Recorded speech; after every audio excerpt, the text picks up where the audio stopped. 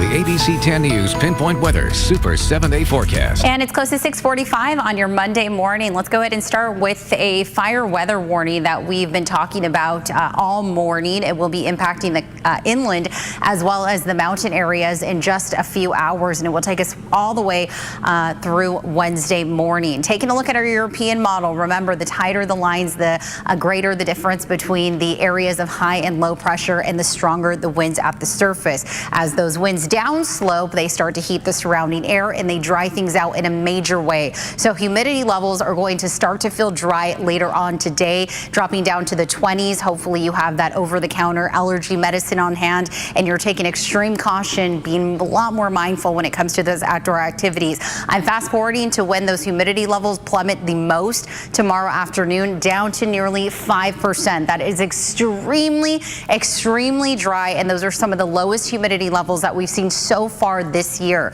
Taking a look at our wind gust futurecast, notice how those really strong winds are going to blanket the majority of the county, not only the inland communities, but also the coastal areas.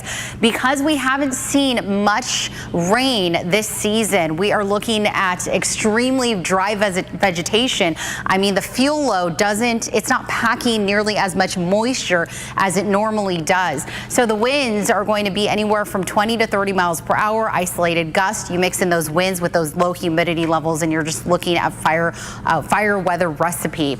All right, the fire weather threat will be the highest tomorrow morning. Again, that's when we're looking at the pocket of concern the most tomorrow all the way through the afternoon hours.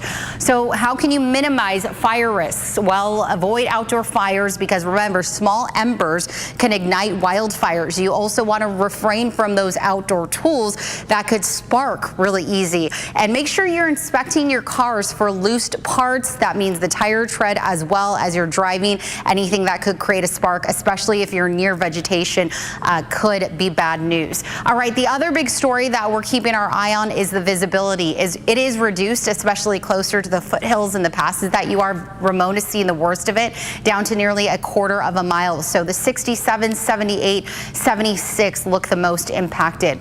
The good news about this Santa Ana wind event is the temperatures are going to be cooperative. We aren't going to be too warm. In fact, the inland valleys is actually going to be just shy of average today. We'll push into the mid 70s. But again, all it takes is those really low humidity levels and the very high winds to spark a fire. So just be very mindful over these next few days. If you haven't created defensible space around your home, try to do so this morning.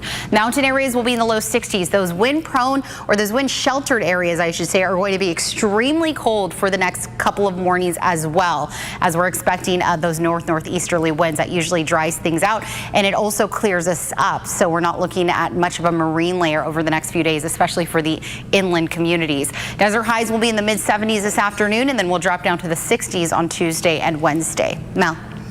Well, it's meant to give low-income families a financial lifeline. A local woman says someone drained all